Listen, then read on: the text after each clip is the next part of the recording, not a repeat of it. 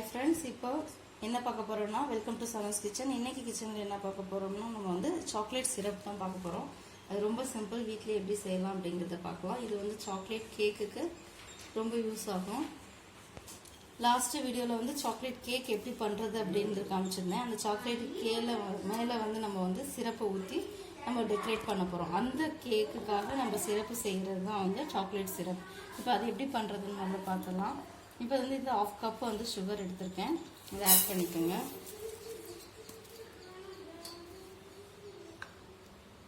அப்புறமா அதில் வந்து 1/4 கப் வந்து கொக்கோ பவுடர், அதையும் ஆட் பண்ணிக்கோங்க. 2 டேபிள் ஸ்பூன் வந்து மைதா மாவு,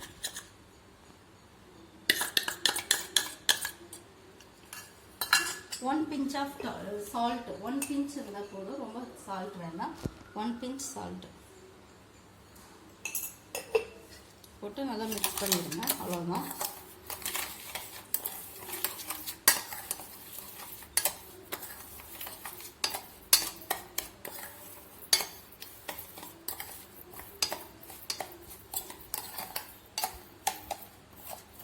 நல்லா இப்போ மிக்ஸ் பண்ணி வச்சாச்சு. இது ஒரு பக்கம் இருக்கட்டும். இப்போ இதில் வந்து நான் 1 கப் வந்து மில்க், அதாவது காய்ச்சி ஆற வச்ச பால். இது நீங்கள் பச்சை பால்னாலும் ஒன்றும் பிரச்சனை இல்லை, நம்ம காய்ச்சத்தான் போகிறோம்.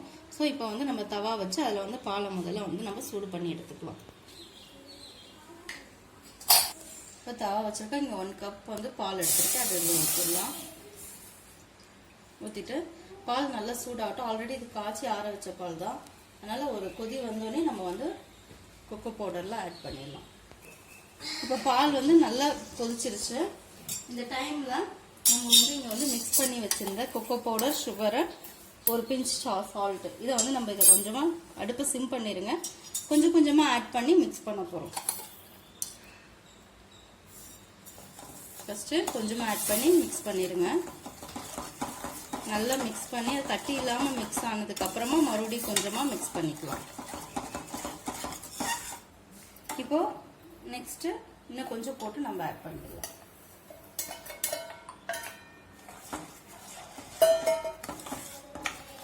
அவ்வளோதான். இது நல்லா கெட்டியாகணும். கெட்டியானோடனே நம்ம இறக்கிடலாம். இந்த சர்க்கரை, கொக்கோ பவுடர்லாம் நல்லா கரைஞ்சி வரணும்.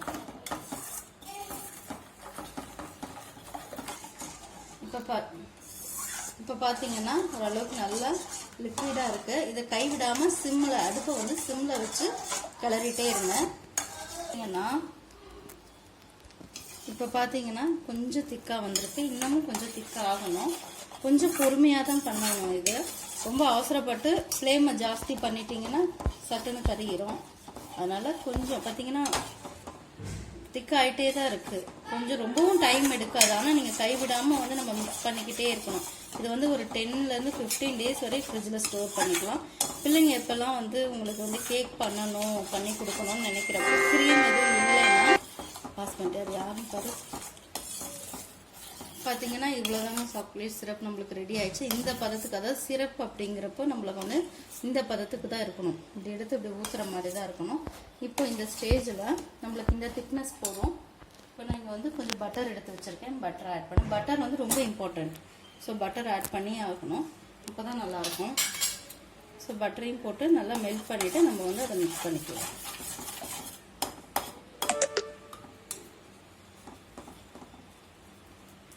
நீங்கள் பட்டருக்கு பதிலாக நெய் அப்படிலாம் சேர்க்க வேண்டாம். பட்டர் தான் வந்து கண்டிப்பாக பட்டர் தான் சேர்க்கணும், அப்போ தான் அதோட டேஸ்ட் நல்லாயிருக்கும்.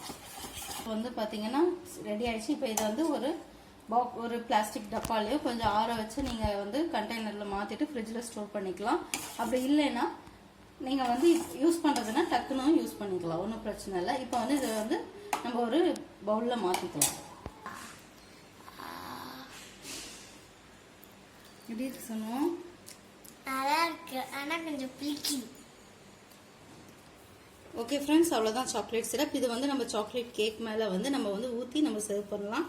இது வந்து ரொம்ப நல்லாயிருக்கும். வெறும் வாயிலையும் சாப்பிட்லாம், அதே சேம் டைம் கேக்லேயும் வந்து டெக்கரேட் பண்ணி சாப்பிட்லாம்.